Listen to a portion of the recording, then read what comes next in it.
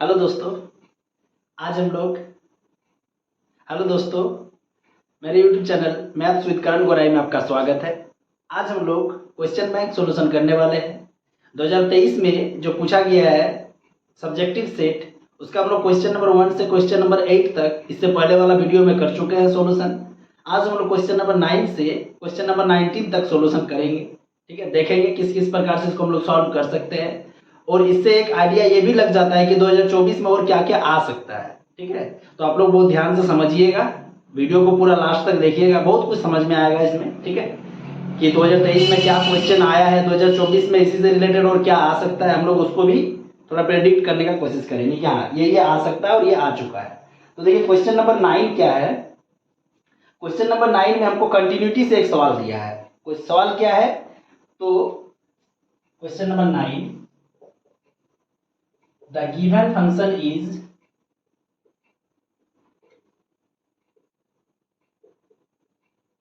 f of x is equal to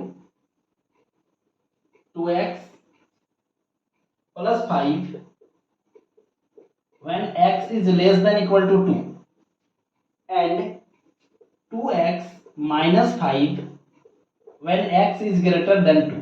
ये दिया हुआ है और इसमें कुछ नहीं बोला है कि क्या करना है, सिर्फ ये कहा गया है कि test the continuity of this function. ठीक है, हमको इस फंक्शन का क्या चेक करना है, कंटिन्यूटी चेक करना है। अब बताइए यहाँ पे कुछ तो लिखा नहीं, किस पे चेक करना है। तो जब यहाँ पे कुछ लिखे नहीं तो हमको क्या करना है, हमेशा देखना है कि यहाँ पे कौन सा वैल्यू है जिस पर हमको 3 कंडीशन मिल जाएगा, एक LHL का, एक RHL का और एक f of a का। तो देखिए यहाँ पे 2 के लिए लेस देन भी है, x is less than 2, x is equal to 2 and x is greater than 2।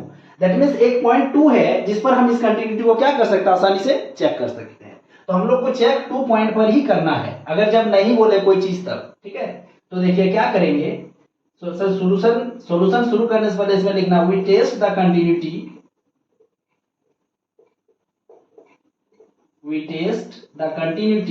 Eight x बराबर कितना पे चेक करना है, तो 2 पे।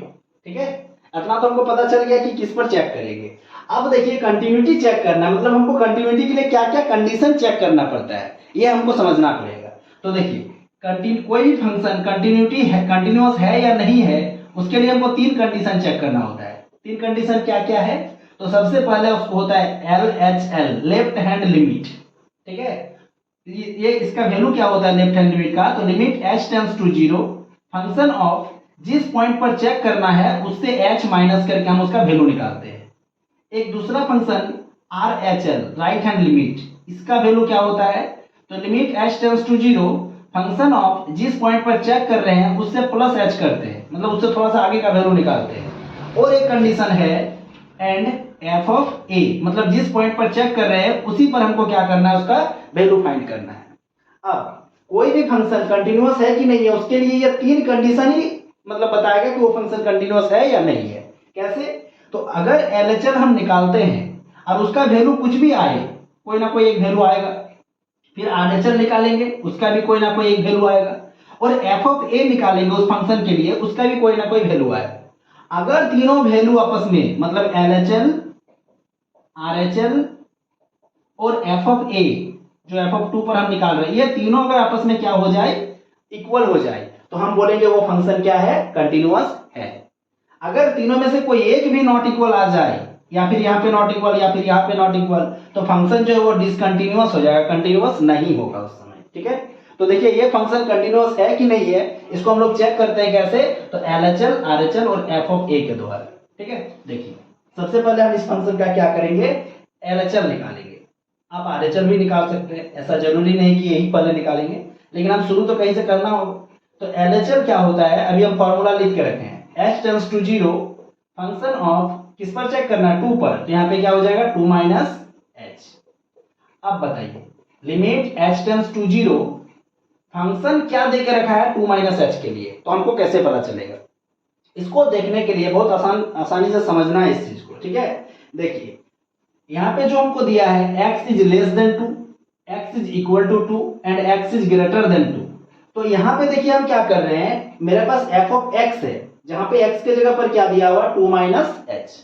अब बताइए 2 से अगर थोड़ा सा भी कोई क्वांटिटी हम घटाते हैं तो ये यहाँ जो x का वैल्यू है वो 2 से क्या हो जाएगा, कम हो जाएगा। ध्यान से समझिएगा, ये मेरा fx है जहाँ पे x का वैल्यू 2 माइनस h है। अब 2 में अगर हम कुछ भी घटाते हैं तो x का वैल्यू क्या हो जाएगा, 2 से कम।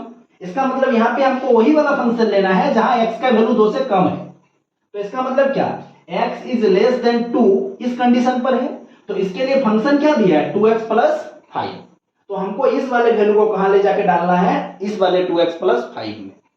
आई होप समझ में आया होगा। देखिए ध्यान से, यहाँ जो x का वैल्यू है वो क्या है, f of x 2 minus h, मतलब 2 से कम।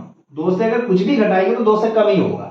तो इसका मतलब x जो है 2 से कम है। तो x 2 से कम कहां पे है, यहाँ पे x इज लेस देन 2। तो x इज लेस देन 2 के लिए जो फंक्शन दिया है इस वैल्यू को उसी में ले जाके डालना है।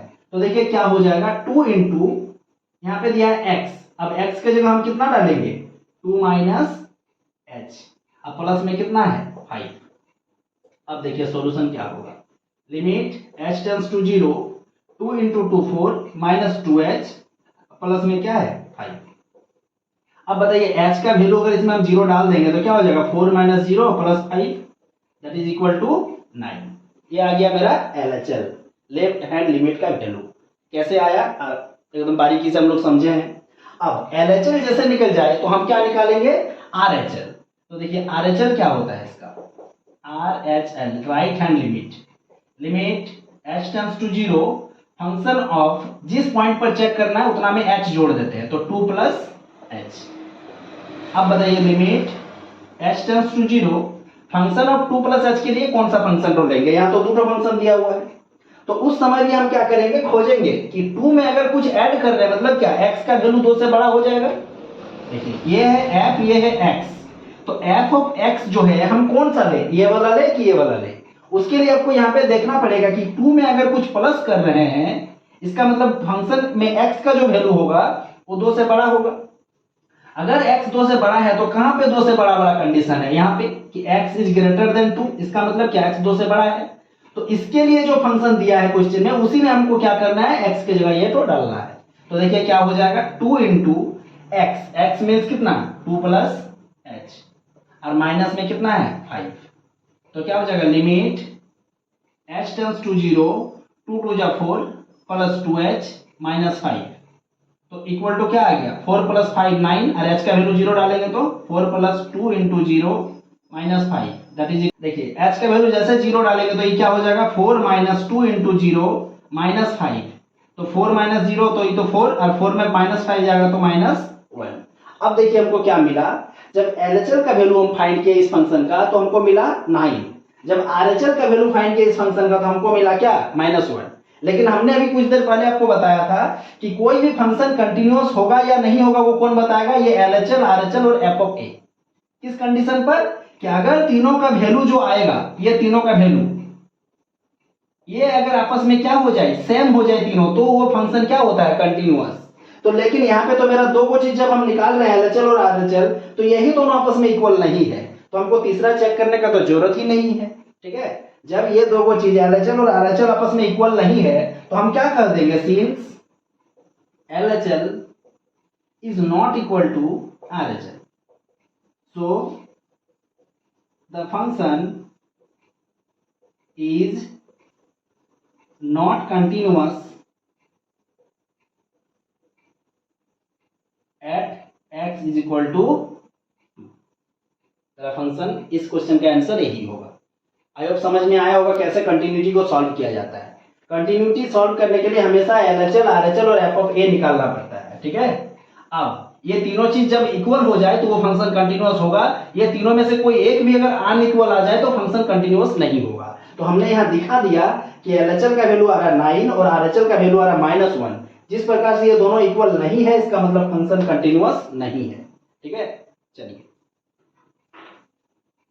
चलिए अब हम लोग देखते हैं नेक्स्ट क्वेश्चन, क्वेश्चन नंबर 10। इसमें दिया है एप्लीकेशन ऑफ डेरिवेटिव का क्वेश्चन, इंक्रीजिंग एंड डिक्रीजिंग का इंटरवल खोजने के लिए। देखिए क्वेश्चन क्या दिया है, find the interval in which the function f(x) equal to, that means given function, हमको एक फंक्शन दिया हुआ है, given that f(x) is equal to x² plus 2x minus 5, ये दिया हुआ है।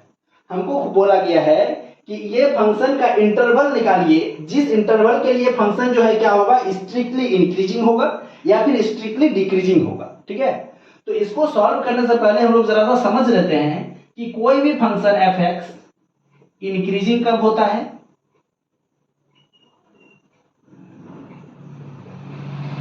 कोई भी फंक्शन एफ एक्स डिक्रीजिंग कब होता है, कोई भी function F x strictly increasing कब होता है, और कोई भी function F x strictly decreasing कब होता है। अगर ये चार बात हमको समझ में आ जाएगा तो हम आराम से कोई भी फंक्शन को क्या कर सकते हैं, सॉल्व कर सकते हैं इंक्रीजिंग एंड डिक्रीजिंग का। देखिए फंक्शन अब हम समझेंगे कि इंक्रीजिंग कब होता है, तो जब भी कोई फंक्शन का differentiation that means F dash X is greater equal to हो जाए जीरो, तो हम उस केस को क्या कहते हैं कि फंक्शन मेरा क्या हो रहा है, इंक्रीजिंग हो रहा है। ठीक है, अगर कोई फंक्शन का डिफरेंशिएशन सिंगल डिफरेंशिएशन मतलब F dash X less than equal to zero हो जाए, इसका मतलब हम बोलेंगे कि वो फंक्शन क्या हो रहा है, डिक्रीजिंग हो रहा है। एंड अगर किसी फंक्शन का differentiation F dash x only greater than zero हो जाए तो हम उस केस को क्या कहते हैं, फंक्शन मेरा स्ट्रिक्टली इंक्रीजिंग हो रहा है। एंड अगर किसी फंक्शन का differentiation F dash X less then zero हो जाए तो हम उस समय उस फंक्शन को क्या कहते हैं, स्ट्रिक्टली डिक्रीजिंग हो रहा है। ध्यान से समझिएगा, ये इंक्रीजिंग और ये स्ट्रिक्टली इंक्रीजिंग दोनों में अंतर है। क्या अंतर है, सिर्फ इक्वल टू का अंतर है। अगर एफ डैश एक्स ग्रेटर के साथ इक्वल टू जीरो हो जाए दैट मींस वो क्या होगा, इंक्रीजिंग होगा।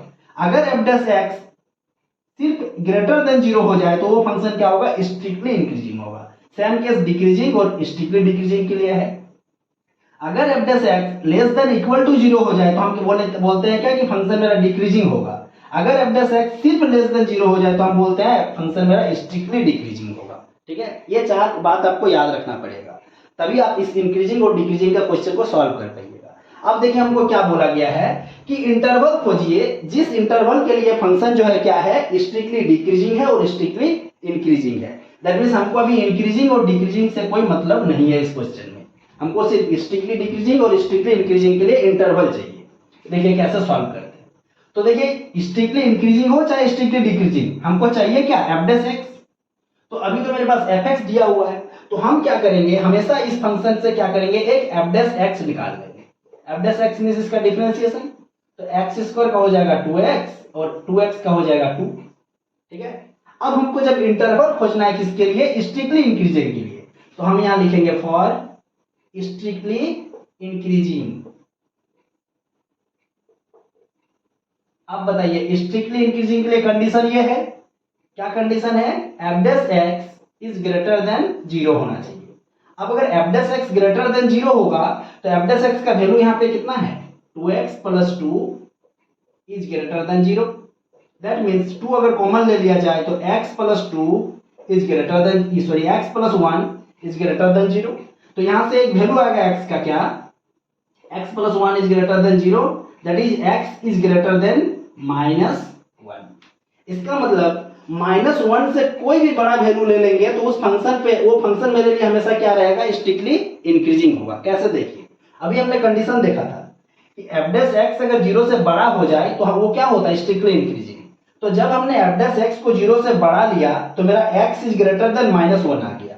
इसका मतलब x का वैल्यू अगर -1 से बड़ा कोई भी वैल्यू लेते हैं इन्फिनिटी तक तो हमेशा मेरा फंक्शन स्ट्रिक्टली इंक्रीजिंग ही रहेगा। इसका मतलब यदि हमको इंटरवल बोला जाए तो इंटरवल हम कैसे लिखेंगे, तो देयरफॉर x बिलोंग्स टू, हमको देखिए -1 को नहीं लेना है, -1 से बड़ा लेना है। इसका मतलब -1 में हमको ओपन इंटरवल देना होगा। ओपन इंटरवल का मतलब होता है जिस वैल्यू को हम ले रहे हैं उसके बाद वाला से शुरू होता है, और -1 से कहां तक चलेगा, तो -1 से बड़ा और ये इन्फिनिटी तक चलेगा क्योंकि कोई बाउंडेशन नहीं दिया गया है। तो यहाँ पे इन्फिनिटी देके, इन्फिनिटी हमेशा ओपन इंटरवल में होता है। अब बताइए इस इंटरवल के लिए जो मेरा फंक्शन है वो हमेशा क्या होगा, स्ट्रिक्टली इंक्रीजिंग होगा। यस, अब हम लोग क्या करेंगे, स्ट्रिक्टली डिक्रीजिंग के लिए खोजेंगे इसका इंटरवल। तो देखिए स्ट्रिक्टली डिक्रीजिंग के लिए condition F dash X is less than zero है, तो हम लोग इस कंडीशन के हेल्प से ही इस क्वेश्चन को सॉल्व करेंगे। फॉर स्ट्रिक्टली डिक्रीजिंग, अब स्ट्रिक्टली डिक्रीजिंग के लिए अभी कंडीशन क्या देख के आए थे कि एफ डैश एक्स जो है वो जीरो से छोटा होना चाहिए। अब देखिए एफ डैश एक्स क्या है, 2x plus 2 is less than 0, that is equal to 2 अगर कॉमन ले लिया जाए तो x plus 1 is less than 0, this implies x plus 1 is less than 0, this implies x is less than -1। ठीक है, अब यहाँ पे x का वैल्यू अगर -1 से छोटा हो जाए और छोटा, तो वो फंक्शन हमेशा उस वैल्यू के लिए क्या होगा, स्ट्रिक्टली डिक्रीजिंग होगा। तो क्वेश्चन में तो हमसे यही कहा गया था कि आप वो इंटरवल बता दीजिए जिस इंटरवल के लिए फंक्शन क्या हो जाए, स्ट्रिक्टली डिक्रीजिंग हो, और आप वो इंटरवल बताइए जिस इंटरवल के लिए फंक्शन मेरा क्या हो जाए, स्ट्रिक्टली इंक्रीजिंग हो जाए। तो मैंने स्ट्रिक्टली इंक्रीजिंग के लिए तो इंटरवल खोज दिया है। अब स्ट्रिक्टली डिक्रीजिंग के लिए इंटरवल क्या होगा, तो -1 से छोटा कोई भी वैल्यू। अब -1 से छोटा दैट मीन -1 तो होगा नहीं, इसमें ओपन इंटरवल देना होगा। अब इससे छोटा मतलब क्या, ये माइनस इन्फिनिटी तक चला जाएगा तो इन्फिनिटी फिर से ओपन इंटरवल देगा, दैट मींस x जो है वो किस में बिलोंग करेगा, स्ट्रिक्टली डिक्रीजिंग के लिए इस इंटरवल पर बिलोंग करेगा। तो इसको हम लोग लिखेंगे कैसे, तो therefore fx is strictly increasing for x belongs to, क्या हो जाएगा, -1 to infinity, and fx is strictly decreasing for x belongs to -infinity से -1। ये हो गया इस क्वेश्चन का क्या, परफेक्ट आंसर। चलिए अब हम लोग नेक्स्ट क्वेश्चन को देखते हैं, क्वेश्चन नंबर 11 में इंटीग्रेशन का क्वेश्चन दिया हुआ है। क्वेश्चन नंबर 11 बोला गया है evaluate the integration 2x plus 1 by x square plus 4x minus 3 into dx। ये इंटीग्रेशन है जिसको हमको सॉल्व करना है। तो देखिए इंटीग्रेशन को सॉल्व करने से पहले हम उसमें लेट कर लेंगे i इक्वल टू, ठीक है। अब देखिए i इक्वल टू, इसमें करना क्या है, इंटीग्रेशन, इस इंटीग्रेशन को सॉल्व हम कैसे करेंगे। तो मेरे पास क्या है कि नीचे में जो फंक्शन दिया है अगर हम लोग उसको पुट करते हैं तो बनेगा क्या, 2x, इसमें आ जाएगा +4, लेकिन अभी तो मेरे पास 2x प्लस 1 है। तो अगर हम इसको सब्स्टिट्यूटिव मेथड से बनाना चाहेंगे तो हमको यहाँ पे इसके अकॉर्डिंग क्या चाहिए, +4 चाहिए। तो देखिए +4 हम कैसे बनाते हैं, 2x हमको चाहिए +4, हमने +4 दे दिया। तो अगर कोई चीज हम खुद से जोड़ रहे हैं तो हम खुद से क्या करेंगे, माइनस भी कर देंगे, तो फिर से +4 -4 कट के क्या हो जाएगा, 0। अब यहाँ पे +1 पहले से था तो हमको +1 तो देना ही पड़ेगा, बाय नीचे क्या है, x square plus 4x minus 3 into में dx। देखिए ये क्यों किया, अगर हम नीचे वाला टर्म को पुट करेंगे तो x स्क्वायर का डिफरेंशिएशन क्या होगा, 2x, एंड 4x का डिफरेंशिएशन हो जाएगा 4, लेकिन क्या यहाँ पे 4 है, नहीं है। तो हम इस 1 को 4 तो नहीं बना सकते, हम क्या किए, +4 इसमें खुद से जोड़े तो -4 भी कर दिए, और +1 जो था वो तो पहले से है ही। चलिए अब आगे देखते हैं सॉल्यूशन इसका। 2x प्लस 4 को अलग रख दिए, इसके नीचे हम लगा दिए x square plus 4x minus 3, और ये -4 प्लस 1 को अगर जोड़ेंगे तो कितना हो जाएगा, -3 इंटू dx। अब i इक्वल टू, हम क्या करते हैं एक बार इतना बटे इतना, 2x plus 4 by x square plus 4x minus 3 into dx लगा दिए, माइनस एक बार 3 के साथ ये बार नीचे वाला फंक्शन को ले लिए, 3 by x square plus 4x minus 3 into में dx। अब देखिए इस वाले टर्म के लिए इसको पुट करेंगे तो ये हट जाएगा, क्योंकि हमने वो बना के ही आया है शुरू से। तो हम क्या करेंगे, इसको पुट कर देंगे, X square plus 4x minus 3 equal to t, that is 2x plus 4 into dx बराबर क्या हो जाएगा, dt। तो देखिए i इक्वल टू, इस साइड सॉल्व करते हैं, i इक्वल टू, मेरा जो इंटीग्रेशन था ऊपर में क्या था, 2x प्लस 4 इंटू dx, अब उसके जगह क्या बन जाएगा, 2x प्लस 4 इंटू dx के जगह dt। तो हमने ऊपर में लिखेंगे dt बाय, ये नीचे वाला जो टर्म यहाँ से यहाँ तक था उसको हमने क्या लेट किया था, t, तो उसके जगह क्या लिख देंगे, t प्लस 3 इंटू, यहाँ जो 3 था उसको क्या किया, सॉरी प्लस नहीं माइनस, 3 जो था उसको हमने बाहर कर दिया। अब इंटीग्रेशन ऊपर में कुछ नहीं बचा तो क्या, 1 बाय। अब हम इसको कैसे सॉल्व करें, तो इसको सॉल्व करने के लिए इसको हम लोग क्या करते हैं, फॉर्मूला में ब्रेक करते हैं। देखिए कैसे ब्रेक किया जाता है, अगर x वाला टर्म प्लस में है तो हमेशा हम a प्लस बी का होल स्क्वायर बनाने का कोशिश करेंगे, अगर x वाला टर्म माइनस में रहता तो हम उसको a माइनस बी का होल स्क्वायर में ब्रेक करते हैं। देखिए कैसे, अगर एक्स स्क्वायर है तो हम इसको लिख सकते हैं एक्स का स्क्वायर प्लस, अब बताइए a प्लस बी का होल स्क्वायर हो चाहे a माइनस बी का होल स्क्वायर हो, दोनों ही केस में a स्क्वायर के बाद क्या आता है प्लस 2ab, इसमें भी क्या आता है a square plus 2ab, sorry अगर माइनस है तो यहाँ पे क्या आएगा माइनस 2ab। अब देखिए अगर यहाँ पे प्लस है, ए बी वाला टर्म प्लस में है तो हम उसको ए प्लस बी का होल स्क्वायर बनाएंगे, अगर ए बी वाला टर्म माइनस में है तो ए माइनस बी का होल स्क्वायर बनाएंगे। तो वही बात हम बोल रहे थे कि जो ए बी वाला टर्म है अभी प्लस में है तो हम यहाँ पे क्या करेंगे प्लस 2 इंटू ए की जगह कितना है एक्स, तो एक्स हमने ले लिया। अब बी की जगह ऐसा क्या डालेंगे जो मेरा ये वाला टर्म रिटर्न आएगा, ध्यान से समझिएगा, बी वाला टर्म यहाँ पे बी की जगह हम क्या डालेंगे जो मेरा 4x बनेगा, तो 2x मेरे पास है, अगर b की जगह हम 2 डाल देते हैं तो 2 इंटू 2x क्या हो जाएगा 4x, तो मेरा जो यहाँ पे टर्म है वो भी रिटर्न आ गया, मेरा ये फॉर्मूला में भी आ गया। कैसे फॉर्मूला, तो a स्क्वायर प्लस 2ab, अब b की जगह अगर 2 आया तो हम आगे क्या करेंगे 2 का स्क्वायर जोड़ेंगे और माइनस भी कर देंगे 4, ताकि प्लस 4 माइनस 4 करें तो कोई फर्क ना पड़े इस इक्वेशन को। एक्स स्क्वायर को हमने ब्रेक किया एक्स स्क्वायर में, प्लस 4x को ब्रेक किया 2 इंटू ए इंटू बी 2ab, 4x आ जाएगा इंटू करने पर। अब आगे मेरे पास माइनस 3 है तो इसको तो हम बी स्क्वायर नहीं बना सकते क्योंकि बी स्क्वायर हमको, मेरा पास बी जो है वो 2 है, तो हमने क्या किया 2 का स्क्वायर को जोड़ा तो 2 का स्क्वायर को घटा भी दिया और साथ में माइनस 3 है तो पीछे क्या लगा दिए माइनस 3 इंटू dx। अब देखिए इसको इसी प्रकार से कैसे सॉल्व करते हैं।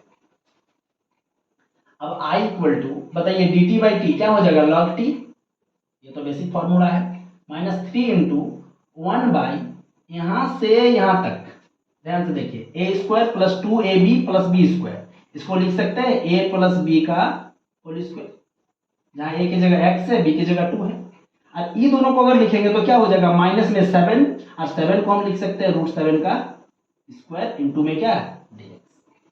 अब ये भी एक फॉर्मूला बन गया मेरा, i equal to log of t, t means हम t किसको पुट किए थे X square minus 4x plus 4x minus 3 को, माइनस 3 इंटू ये वाला जो फॉर्मूला है ये है 1 by x square minus A square, और 1 by x square minus A square का फॉर्मूला होता है 1 बाई 2a, a मींस कितना √7 into log of x minus a, that means x plus 2 minus √7 by x plus a, मतलब x plus 2 plus √7।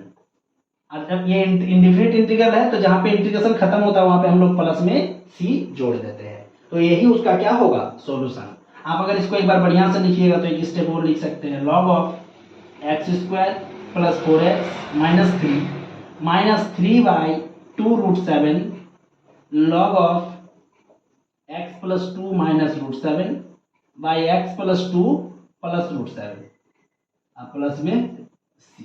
This is the final answer of this question. Question number 12 क्या है, बहुत ही famous question है, integration का ही एक question है, ये पूछेगा एक क्वेश्चन तो इससे जरूर आएगा, ठीक है, इससे हमने बताया हुआ 17 क्वेश्चन कम से कम इसी पैटर्न में, उससे एक क्वेश्चन तो जरूर आएगा। देखिए एक क्वेश्चन पूछ दिया गया है 0 से π/2 root under 10x by root under 10x plus root under cot x is equal to π/4, ये आएगा। अब इस आपको क्या करेगा वो क्वेश्चन, बार बार यहाँ पे फंक्शन को बदल दिया जाएगा, लिमिट 0 से π/2 ही रहेगा और प्रूफ भी π/4 ही आना है। इस पैटर्न में एक क्वेश्चन तो जरूर आएगा, ठीक है। देखिए अब इसको सॉल्व करने के लिए हम क्या करते हैं, लेट i इक्वल टू 0 से π/2 root under 10x by root under 10x plus root under cot x into dx, ये है। अब ये क्वेश्चन जो है प्रॉपर्टीज का क्वेश्चन है। अब प्रॉपर्टीज क्या है, देखिए वो प्रॉपर्टीज को पहले आपको समझा देते हैं, तब आप इस क्वेश्चन को बनाने में आपको भी आसानी होगा और समझ में भी आएगा। प्रॉपर्टीज क्या है कि अगर 0 से a fx इंटू dx मेरे पास कोई फंक्शन है, तो अगर हमको जरूरत पड़े तो हम उस प्रॉपर्टीज का यूज कैसे करेंगे, तो 0 से a f of a minus x into dx हम कर सकते हैं। ये मेरे पास प्रॉपर्टीज देता है डेफिनेट इंटीग्रेशन। क्या प्रॉपर्टीज है फिर से एक बार सुन लीजिए। अगर कोई मेरे पास है यहाँ पे फंक्शन 0 से a fx into D X, अब a की जगह कुछ भी हो सकता है, पाई बाई 2 हो, पाई हो, पाई बाई 4 हो, कुछ भी हो, तो हमको अगर जरूरत पड़े तो हम उस a से फंक्शन का x को माइनस करके क्या कर सकते हैं, लिख सकते हैं। ये मेरे पास प्रॉपर्टीज है। अब देखिए इसी प्रॉपर्टीज का यूज हम लोग इसमें कैसे करते हैं, ध्यान से देखिए। i equal to 0 to pi by 2, अब बताइए a की जगह यहाँ कितना दिया, पाई बाई 2, तो जहां जहां x है वहां वहां हम क्या करेंगे, a माइनस कर देंगे, मतलब पाई बाई 2 से माइनस कर देंगे, तो ऊपर में क्या हो जाएगा, root over 10 of pi by 2 minus X by root over 10 of pi by 2 minus X plus root over cot of pi by 2 minus X into D X. अब 0 से पाई बाई 2 रूट ओवर, और हम लोग सब जानते हैं कि tan 90 माइनस थीटा अगर करते हैं तो वो किसमें कन्वर्ट होता है, कॉट थीटा में। सेम कंडीशन नीचे में भी tan 90 माइनस थीटा तो हो जाएगा क्या, cot theta plus cot 90 minus theta, तो ये बदलता है tan में तो हो जाएगा tan x इंटू में क्या, dx। ये जो फंक्शन था जिस क्वेश्चन में दिया हुआ था इसको हम लोग इक्वेशन नंबर 1 लेट कर लेंगे, और ये जो चेंज करने के बाद मिला इसको हम लोग इक्वेशन नंबर 2 मान लेंगे। अब हम 1 और 2 को क्या करेंगे, ऐड कर देंगे, adding equation number 1 and equation number 2। अब ऐड करने से क्या होगा, तो लेफ्ट साइड से जुड़ेगा, राइट साइड से जुड़ेगा। तो देखिए इधर है i, यहाँ पे भी i, तो i प्लस i क्या हो जाएगा, 2i इक्वल टू। अब देखिए कोई भी चीज को जब जोड़ते हैं तो उसमें जो कॉमन पार्ट होता है उसको तो हम कॉमन ले लेते हैं, जो कॉमन नहीं है उसको आपस में जोड़ देते हैं। तो यहाँ पे भी देखिए 0 से पाई बाई 2 है, इसमें भी 0 से पाई बाई 2 है, तो ये 0 से पाई बाई 2 तो दोनों में है तो ये कॉमन आ गया। इसमें भी dx है, इसमें भी dx है, तो dx भी आपस में कॉमन हो जाएगा। अब जुड़ेगा कौन, तो देखिए इसमें भी नीचे में जो है इसमें भी नीचे वही है, तो नीचे वाला पार्ट भी कॉमन आ गया, root under 10x plus root under cot X. इतना पार्ट जो है दोनों में क्या है, कॉमन है, तो हमने कॉमन वाला को अलग रख दिया। अब अनकॉमन कौन है, तो इसमें ऊपर में है रूट 10x, इसमें ऊपर में है रूट कॉट एक्स, तो ये दोनों को अगर आपस में जोड़ देंगे तो क्या हो जाएगा, root of 10x plus root of cot x. आशा करते हैं समझ में आएगा बढ़िया से। देखिए हमने 1 और 2 को आपस में ऐड कर दिया, तो जब ऐड करते हैं तो लेफ्ट साइड से जुड़ता है, राइट साइड से जुड़ता है। अब जोड़ने का नियम क्या है कि जो पार्ट कॉमन है उसको हम अलग से रखेंगे, जो कॉमन नहीं है उसको बाद में जोड़ेंगे। तो 0 से पाई बाई 2 दोनों में था, लिख दिए, dx दोनों में है, dx लगा दिए, नीचे में 10x प्लस कॉट एक्स, यहाँ पे भी root 10x plus root cot X एकदम सेम रख दिए। अब ऊपर में इसमें है रूट 10x, इसमें है रूट कॉट एक्स, दोनों को आपस में जोड़ दिए। देखिए नीचे वाला टर्म ऊपर वाला टर्म आपस में कट जाएगा, तो 2i बराबर क्या बचा मेरे पास, 0 से पाई बाई 2 इंटू क्या, dx। और अब इसका आप आसानी से समझ सकते हैं कि क्या सॉल्यूशन होगा, dx का इंटीग्रेशन x होगा, लिमिट है 0 से पाई बाई 2। अब 2i इक्वल टू इसका अपर लिमिट पहले में हटाते हैं पाई बाई 2 माइनस में क्या, 0। दैट मीन्स अगर i का वैल्यू हम निकालेंगे तो 2 उधर चल जाके क्या हो जाएगा, पाई बाई 4। देखिए शुरू में हम i इक्वल टू लेट किए थे अपना, अब वैल्यू क्या था, पाई बाई 4, तो i बराबर हम क्या ला के दिखा दिए, पाई बाई 4। तो इस तरह से ये क्वेश्चन जो है बनाया जाता है, ठीक है। एक क्वेश्चन जरूर आएगा, देखिएगा इसमें आर.एस. अग्रवाल में इसका 17 क्वेश्चन दिया हुआ है, क्वेश्चन नंबर 1 से क्वेश्चन नंबर 17 तक, तो इसको जरूर एक बार सॉल्व कर लीजिएगा, सारा का सारा प्रैक्टिस कर लीजिएगा, इसी प्रकार से बनेगा सारा, ठीक है। चलिए अब हम लोग देखते हैं नेक्स्ट क्वेश्चन। 13 एरिया से लिया गया है, एप्लीकेशन ऑफ इंटीग्रल से बोला find the area of A reason bounded by the curve, वो कर्व दिया हुआ है 13 number the given curve is, क्या दिया है, y square equal to 4x, ये दिया हुआ है। अब बताइए ये जो कर्व है ये क्या है, तो ये curve y square equal to अगर 4x है, दैट मींस ये अपने आप में दिख रहा है कि ये क्या है, एक राइट हैंडेड पैराबोला है। इसको हम लोग लिखेंगे this is a right handed parabola. इसको देख के पहचानना पड़ेगा अगर क्वेश्चन में नहीं दिया हुआ है तो, ठीक है। अब ये हमको कर्व मिल गया राइट हैंडेड पैराबोला, एंड एक लाइन दिया हुआ है, and the line is x is equal to 3, ये दिया हुआ है। अब बोल रहा है कि ये कर्व और ये कर्व दोनों के बीच का जो एरिया है उसका एरिया हमको बताइए कितना होगा। ठीक है, तो देखिए कैसे निकालते हैं। आपको जैसे कर्व पता चल जाए और ये पता चल जाए कि वो कर्व किसका है, राइट हैंडेड पैराबोला है, लेफ्ट हैंडेड पैराबोला है, अपवर्ड है, डाउनवर्ड है, इलिप्स है, सर्कल है, वो जैसे पता चल जाएगा तो हम उसका फिगर बना देंगे। और जैसे फिगर बनाएंगे तो हमको दिखेगा कि हम इसका सॉल्यूशन कैसे करें जो इसका सॉल्यूशन हम निकाल सके वैल्यू। ठीक है, देखिए अभी हमको पता चल गया कि ये राइट हैंडेड है और ये जो है स्ट्रेट लाइन है। तो हम सबसे पहले क्या करेंगे, इस क्वेश्चन का ग्राफ बनाएंगे। ग्राफ कैसे बनाते हैं, तो सबसे पहले एक्सिस बनाएंगे। अब देखिए ये इसका जो है ये कहां से पार होगा, ओरिजिन से। तो हमने क्या किया, एक राइट हैंडेड पैराबोला ओरिजिन से पास कर दिया इस प्रकार से। ठीक है, अब इसमें एक लाइन दिया हुआ है x इक्वल टू 3। बताइए ये जो दिया हुआ है, ये जो हम लोग राइट हैंडेड पैराबोला लिए, इसका इक्वेशन क्या है, y square equal to 4x। अगर यहां से y का वैल्यू निकालेंगे तो क्या हो जाएगा, 2 रूट x। अब एक लाइन दिया हुआ है x इक्वल टू 3, हम मान लेते हैं यहाँ पे x इक्वल टू 3 है, तो ये लाइन इस प्रकार से पार होगा क्योंकि x का वैल्यू दिया हुआ है x इक्वल टू 3। ये वाला पॉइंट को हम लेट कर देते हैं। तो ये कर्व और ये लाइन दोनों के बीच का जो एरिया है, बीच का एरिया मतलब ये वाला area,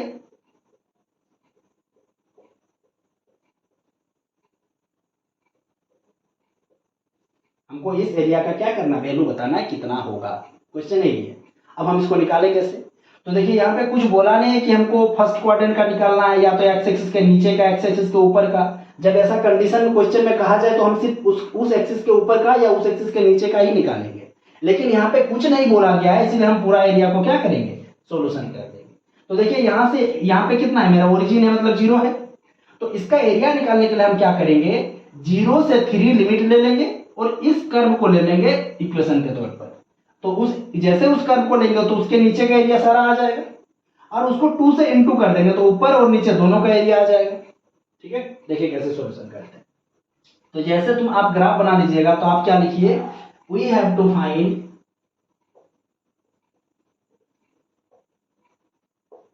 the area of shaded region. We have to find the area of shaded region, मतलब छायांकित भाग का हमको एरिया निकालना है। तो देयरफॉर रिक्वायर्ड एरिया तब क्या हो जाएगा, तो रिक्वायर्ड एरिया बराबर कितना होगा, तो 0 से 3 लिमिट ले लेंगे, 0 से 3 और इस वाले कर्व को ले लेंगे तो उसके अंदर का जितना भी एरिया है सब के सब आ जाएगा इसमें। और हमको दोनों साइड का निकालना है इसलिए हम उसको 2 से मल्टीप्लाई कर देंगे तो मेरा पूरा एरिया आ जाएगा। अब 0 से 3 ये कर्व क्या है, y into D x equal to 2 into 0 से 3। अब y का वैल्यू देखिए हम पहले से निकाल के रखें कितना है, 2 रूट एक्स। तो यहाँ पे हमने क्या लिख दिया, 2 रूट एक्स इंटू में dx। तो सॉल्यूशन क्या आएगा, 2 इंटू 2 4 तो बाहर आ जाएगा। रूट एक्स का इंटीग्रेशन होता है x to the power 3/2 by 3/2 और यहाँ पे क्या 0 से 3। इसका मतलब 4 इंटू 3/2 को अगर पलटेंगे तो कितना आ जाएगा, 2/3 इंटू 3 का पावर में 3/2 माइनस 0। तो आंसर क्या आया, 8/3 इंटू 3 के पावर में 3/2, दैट मीन्स क्या, इसको हम लोग लिख सकते हैं √3 का स्क्वायर और उसका पावर में 3/2। तो 2 से 2 कट जाएगा तो क्या आएगा, 8/3 इंटू √3 का पावर में 3 मतलब क्या, 3√3। तो 3 से 3 कैंसिल, तो आंसर क्या आ गया, 8√3 स्क्वायर यूनिट। ये मेरा इस क्वेश्चन का क्या आएगा आंसर, और इस क्वेश्चन को इस प्रकार से हम सॉल्व कर सकते हैं। देखिए क्वेश्चन नंबर 14 में क्या है, वेक्टर से क्वेश्चन लिया गया है। ठीक है, देखिए दो लाइन का इक्वेशन है r1, पहले हम लोग लिख देते हैं, given that r vector is equal to 3i plus 2j minus 4k plus lambda into i plus 2j plus 2k। And एक दूसरा लाइन दिया हुआ है r वेक्टर इक्वल टू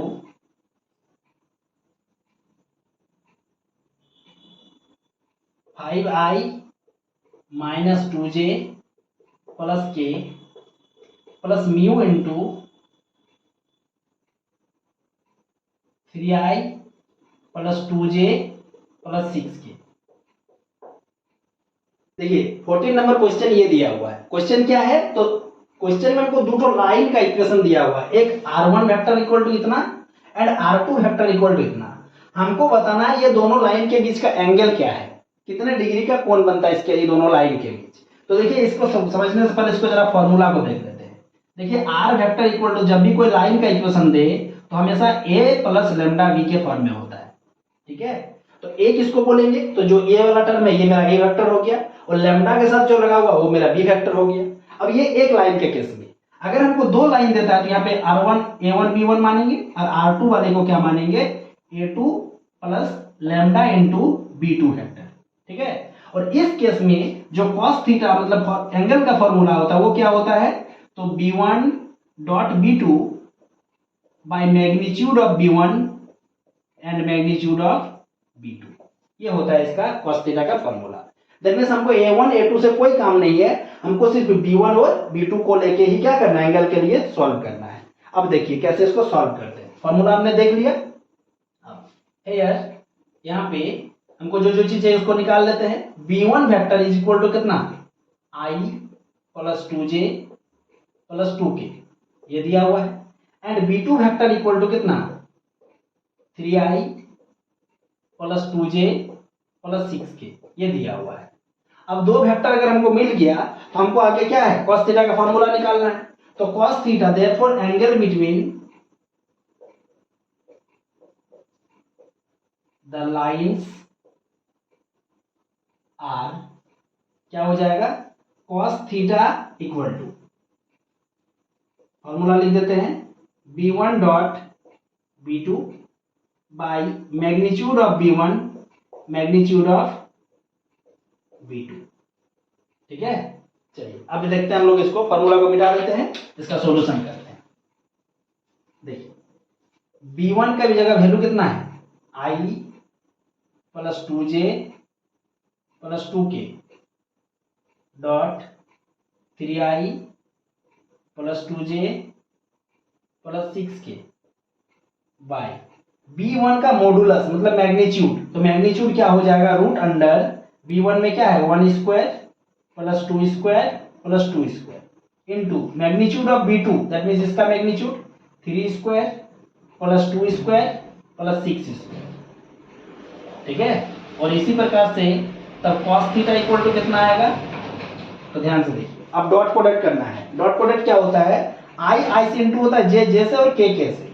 तो यहाँ पे 1 into 3 plus 2 into 2 4 plus 2 into 6 12 by root under यहाँ कितना आ रहा है 2 4 4 8 और 1 9 इंटू रूट अंडर 36 4 40 और 49, ये आ गया मेरा cos थीटा का वैल्यू। तो cos थीटा इक्वल टू कितना आया, 3 4 7 और 7 12 19 by 3 into 7, cos theta equal to 19 by 21, that is theta equal to अगर निकालेंगे तो क्या आ जाएगा, cos इनवर्स 19 बाई 21, और यही इस क्वेश्चन का क्या होगा, आंसर होगा, ठीक है। दोस्तों आज के लिए इतना ही। अगला 2-3 क्वेश्चन बच गया है, वीडियो थोड़ा लंबा जा रहा है इसीलिए उसको नेक्स्ट पार्ट में हम लोग कंप्लीट करेंगे। आज के लिए इतना ही, थैंक यू।